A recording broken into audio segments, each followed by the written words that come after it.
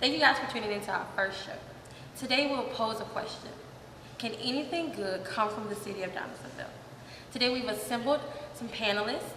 We have Dr. Cherie Worley and mayoral candidate Shannon L. Cumberland. Hello, everybody. So we're going to start with Dr. Cherie Worley. Dr. Cherie Worley is a Donaldsonville native and a 1998 graduate of Donaldsonville High School. She earned her bachelor's degree in secondary education from Southern University, a master's of educational leadership from Nicholls State University, and a doctorate of education from Southeastern Louisiana University. Dr. Worley has presented her research at the University of Nebraska in the fall of 2015 and is currently working on journal articles targeting equity issues in education. She is a writer and presenter of her research. She's available for motivational speaking from grades K to 12. Thank you for joining us. We're also joined by mayoral candidate Shannon L. Cumberland. He's a devoted father of three and pastor at Kingdom Purpose Outreach. Thank you guys both for joining us. So, based on, we're shooting about a show in Donaldsonville, so we have to open up with what we do here in the Ville, which is rep our part of the city. So I'm going to start with, I'm from back of town, Bocage, right there. I'm from back of town, Vatican Drive. Hallelujah. Back of town, Nolan Street, Front Street. So that's just what we do here in Donaldsonville. We rep our part of the city. We're going to go back to our question. Our question is, can anything good come from the city of Donaldsonville? There's such a negative connotation towards our city. And I think it's important for us as citizens to be able to take that from a negative and bring it to a positive. There is a lot of positive things going on in our city. I mean, look at this show. TNB Productions is an amazing business that he has going on. So greatness is coming from the city of Donaldsonville. You guys are examples of the greatness and potential that's in Donaldsonville. So what do you guys think would be, or is a way for us to revamp the image of Donaldsonville? Dr. Worley? Well, first I think we need to mend the division. I think we have too many people in different corners, and we're not communicating with each other. You have people with different ideas. You have people with different talents. You have people with different information that can actually help heal the city. So I think if we come together and put all these ideas together, and like you have the vision, we should create have that one vision and that one voice, because we won't be able to get anything accomplished separately. Right. And too often I see people, they want to take props for doing this. They want to take props for doing this. But we're going to have to start functioning as one. And then our children need to see how we function as one and see the positive that can come out of it. And I think that would help, to kind of start to create that positive image in Donaldsonville, because really we have to tell our own story. We have to be that voice for Donaldsonville. When you see when you hear someone say something negative about Donaldsonville, you need to correct them. Oh no, that's the incorrect information. And tell them what Donaldsonville really is. Because, and even our citizens, some of us talk down on our own city. So I think it needs to start within first, as one community and one voice. I definitely agree. Like, I work in Gonzales, and I spend a lot of time in Gonzales, and you would not believe how many transplants to Gonzales when they're speaking negatively of the city, and I'm just like, you're from here. You would not be in the position you're in if it wasn't for what you learned in the city of Donaldsonville. So I mean, again, I'm gonna go back to my panel with this. For me, when people say, "Oh, I want to move here, I want to move there," because there's no opportunity in Donaldsonville, I can't do this. The education, the quality of education available, there's nothing to do there. My question is, what behavior will you change? Because the city is not responsible for parenting your children. The city is not responsible for half the stuff that people complain about the city. It's not the city's, And that would be one of my questions to them. What are you doing to help heal the Thank city? you. Thank you. Right. What have you contributed to the city to make it a better place to live? In my capacity, I mean, serving as assistant principal, I'm in education. So I'm obligated to do whatever I can through education. We save kids every day. Right. And I'm constantly giving back. And I mentor like these students and, let them know, they look at me, they see the positive. Because I talk positive, I walk the positive, and they see that action. And it's not just something I'm saying, from, Right. just words. They can actually see me living it. And then if they can see you actually living it and it is positive, and then they get a positive outcome from that positive living, and then they are more likely to follow in that path. So having those images, those positive images that they can follow, would really help change the city. So if you have something to contribute, don't just say I'm gonna get up and leave, or just stay silent. Don't suppress your voice. Yeah. Right. Say something. Do something. Act. We need more people acting and stop and not complaining. Yeah. Right, exactly. And I think that's a good point. After speaking with candidate Cumry here, we've talked, in depth just from today. Just to kind of piggyback off of what Dr. Worley said, like, what is your vision for us to change the? Yeah. I just want to echo off of what Dr. Worley said. One of the things that is so important, I think so many people have ran away from the challenge instead of rising up to the challenge. So it's easy for me to say they got too many issues, too many problems, too many challenges in my community, so I'm going to move my family to a whole nother community that probably have a lot of more problems than what we have here. So what I believe that's happening now, number one, we have to get our community back functioning as a community, just like she said, one voice, one vision, one village. In order for us to do that, you have to look at the components that comes in the word community. When you look at the word community at the letter C stands for the church, meaning that the church has to step up on the forefront because they are the head of the community. But when you look at the Y that's at the end of the community, that stands for you as an individual. Right now, you are operating in that Y because you came up with the vision of one voice, and you trying to restore back the people's voices who thought that no one was listening. So you're doing your part. Dr. Worley, she's in the school system, so she's operating as her Y. She's doing what she has to do. So many people are sitting in the back, in the back, and they're pointing a finger at what other folks are not doing. But at the end of the day, the question is, look yourself in the mirror and ask yourself, what are you doing? It's so easy for us to complain and say what's not happening, but who's going to rise to the challenge and make it happen? And one of the things, you look at that word community, if you take away the church and you take away the Y at the end, then the word is no longer a functioning word. So that's the first thing that needs to happen. Before we can plant anything in the city of Donaldsonville, we have to get the city back functioning as a community. Once it get back functioning as a community, then we can begin to plant some things inside of it. Because you can't plant anything on bad soil. And right now we have bad soil. We have division. We have people not speaking the same thing. We have a lot of people that are not working together. So one of the things that I want to do as it relates to leadership, I don't want to talk about politics. I want to talk about leadership, because there's a difference between being a politician and being a leader. A leader, what he does is he shows the vision to the people. He makes the vision visible before the people, and the people take out running with the vision. That's the whole purpose. That's why I believe I'm rising to the challenge. I could have been picked my family up 5 years ago and say, hey, let's move to Dallas, let's move here, let's move there. But my heart is aching for the city of Donaldsonville, so I'm going to rise to the challenge. And I'm going to rise to the challenge until something changes. And I think that was the main purpose of TMB Productions having the vision for One Voice. It's just, you hear so many complaints. And I get it. I get it. I understand being a citizen and you're frustrated with the current state of your city. It's your city, so it's important for us as citizens to take it back. So we have to do something. Now, Dr. Worley, being that you are an educator, how does it make you feel when you hear about the negative talk about the quality of education that's available here in Donaldsonville?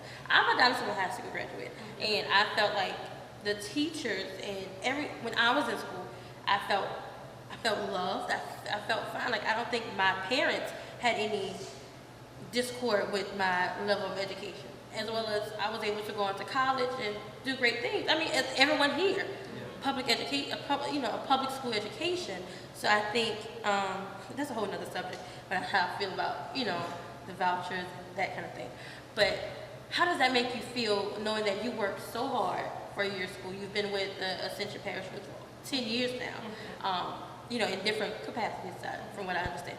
How does that make you feel when you work so hard and give to these children everything? It really feels like you don't have that team and that support. The first thing I would ask someone, if they said, they have questions about it, do you really know the data? Do you actually know what's going on? Because we are actually growing every day. And then you have to consider the community that we don't choose our kids, and we don't choose the conditions. And we grow whatever we get. And we all know we're in a poverty area. And we are studying, we increasing achievement every day. So when someone said, degrades our educational system in Donaldsonville, I want to know what's your definition of not being successful? Because when I walk the halls of DHS every day, I see success. We're graduating kids who never thought they would graduate. We are students who had given up hope, or have hope again. You have kids who were thinking about dropping out, no longer dropping out. Those are success stories. But on the outside, people don't see all the things that we actually do in the school system. We are saving lives. And to me, that is very, very important. They look at, the outside, they look at what comes out on paper, okay, you have a number. And then they're comparing this number to something that's not, you can't compare it to. You can't compare apples to oranges, okay? And they always compare us to the other side of the river. Okay. And that's not a fair comparison. It's not a fair comparison at all. In the population and that kind of thing, it's just resources, it's just not a fair comparison. I definitely agree with that. So, but when the negativity comes in, I just have questions. How would you suggest we make it better? Because in that school system, we are working very, very hard to do everything we need to do, and we plan strategically to make sure each and every one of our kids get what they need at that school. And it also comes to, if your child is only learning at school, here lies the problem. Because if you're not reinforcing what they've learned at school, how can you expect them to be great? You know what I'm saying? I thought it was hilarious this summer, and the beginning of the summer and the beginning of the school year. The whole school year, you see people posting on Facebook about the school this, the school that, the school that. Kids got out of school on maybe, I think it was like a Tuesday or Wednesday. Had some people posting, they need to go back to school. So if you can't handle these children for 4 days, and you want somebody else to spend 10 hours out their day with your children that you're complaining about having the house with you, what the? You can't talk. And research suggests that parental involvement is a critical attribute. It's a critical part of that education, and that's an area that's lacking. So as a parent, what are you doing? As a parent, what are you doing? Assess yourself. And that's kind of, again, I'm not a parent, so therefore I can't relate to, so I'm a send this note again to the devoted father of three children. Thank you.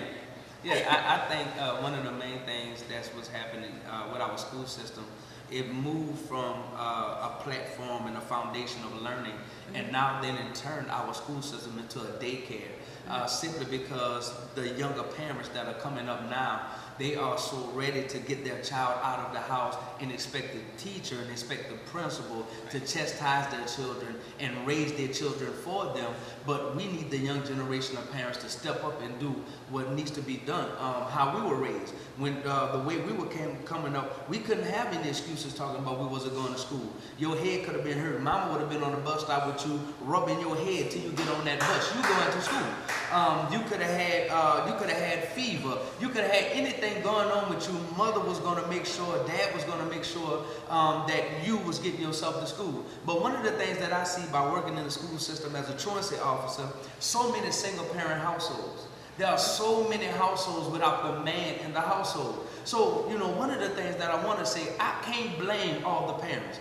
You have a handful of good parents, you have a batch of bad parents. So, you can't just blame all of them, but some of them really don't have the help that they need to move forward. So, one of the things that I believe we need to get some things in order in our community to help build our parents up, giving them some parental skills to let them know that, hey, this is not a daycare, this is a foundation of learning, but we need your help. Right. Just like Dr. Worley said, they don't have enough of them helping. They want to point their finger talking about this teacher done that, this teacher done that, and they actually are working against the teachers. Because I'm teaching your child one thing, but then your child goes home and learning something totally different. Right. So now we're trying to figure out why this child is having all the problems that they're having, simply because they think the school is a daycare. And I think we need to put something in the community to help our parents grow to be the parents that we once had when we were coming up. Together, we're gonna come up with two other things.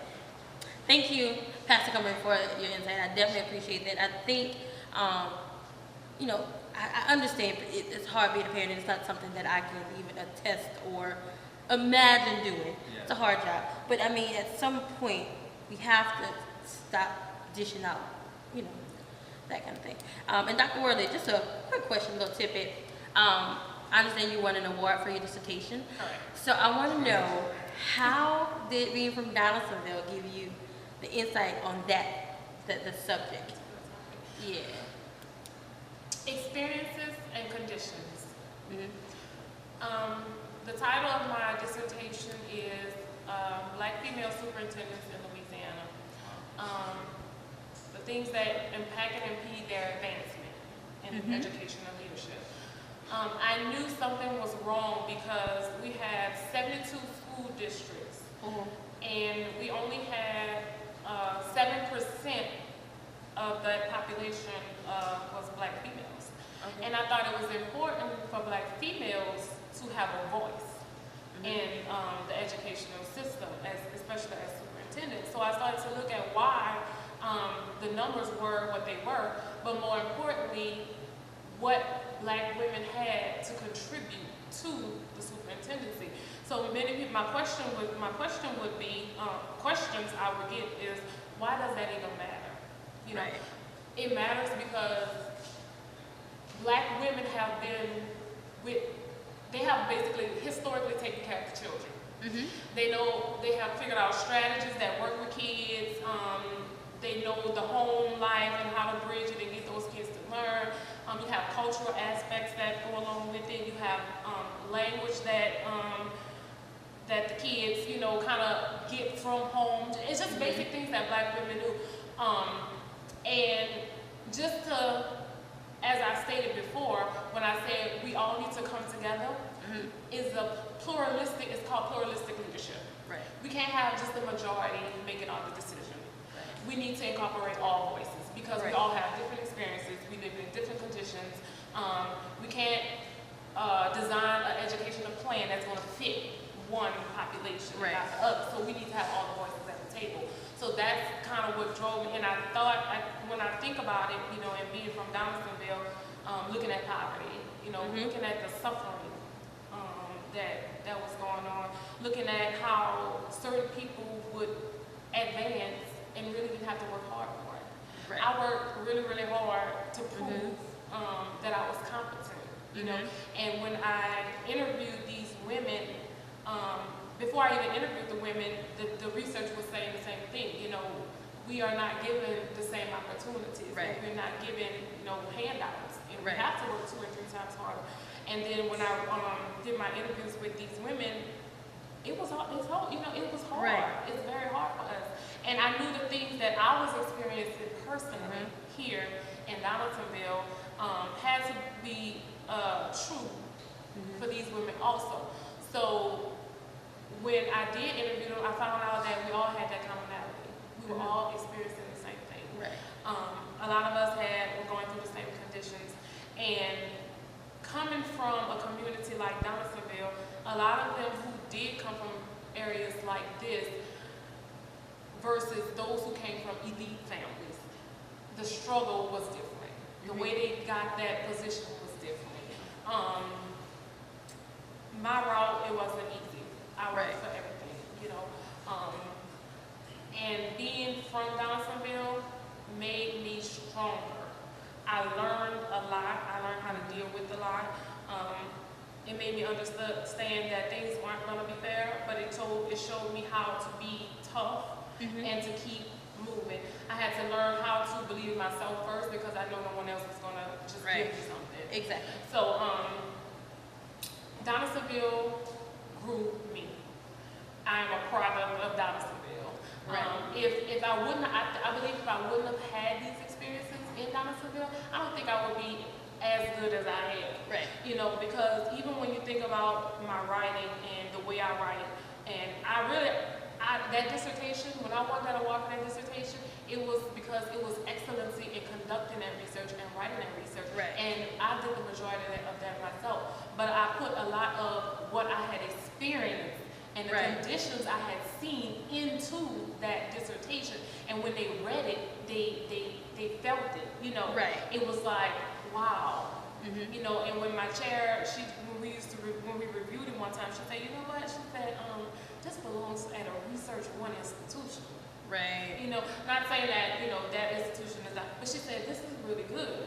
And I really didn't think, you know, a little girl from back of town, Donaldsonville, I really didn't think too much of my dissertation. I'm going to write my dissertation. I didn't think it was, you know, but I knew what I was capable of, but I didn't really think, when someone else reads it, like, oh, wow, this is amazing, but I didn't think it was that amazing because I just thought that's, you know, something what I'm doing. That's what I did. But I was groomed. Donaldsonville groomed me.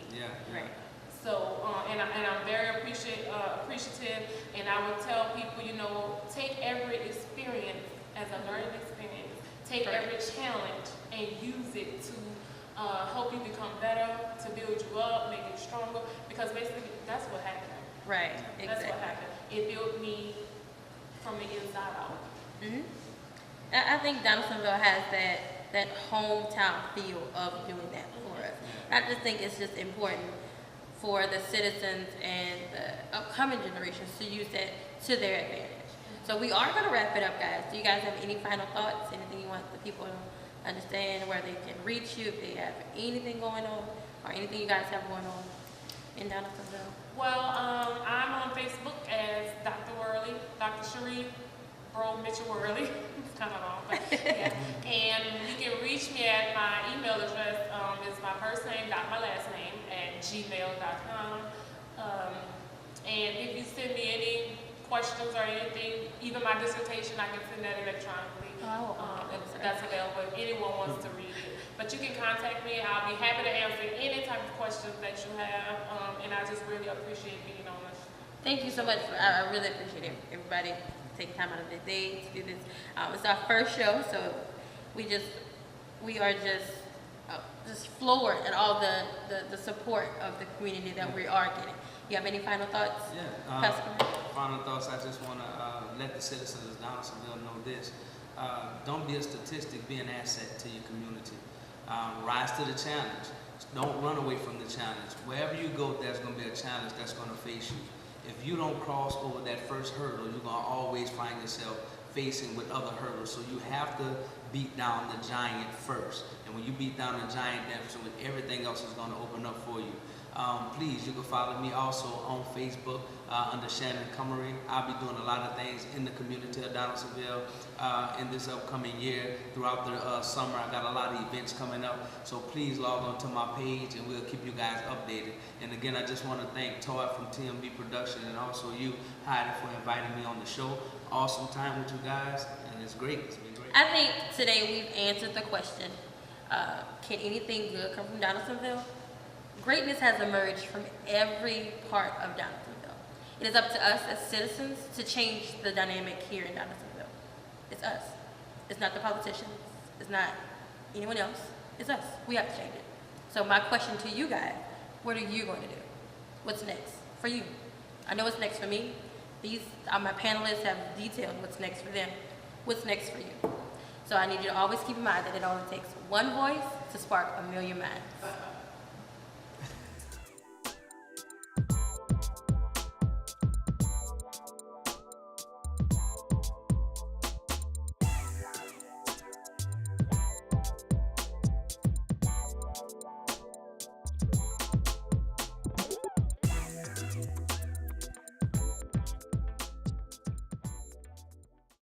All right, speaking of positivity in Donaldsonville, we have Ms. Juanita Pearlie, the Executive Director of the Donaldsonville Area Chamber of Commerce, and she's going to talk about a few talking points that we have going on in the city, like the Balloons and Boom 4th of July celebration that we have going on.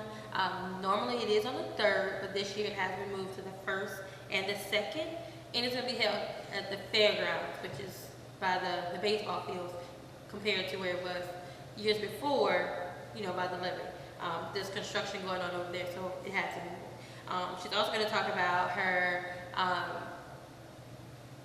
article that she contributes to the Chief Weekly, which is a change, because now Donaldsonville is actually being featured in the Chief.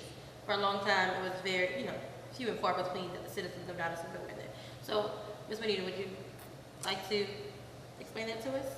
Yes, thank you, Ms. Heidi. The Donaldsonville Area Chamber of Commerce, along with the Downtown Development District, have come together to put on Balloons and Boom. Now, this is usually the event that happens every year on July 3rd. However, because Crescent Park has not been finished with its construction, we will have the activities on July 1st and July 2nd. So on July 1st, that Friday night, everything will begin at 6 o'clock until 11 o'clock.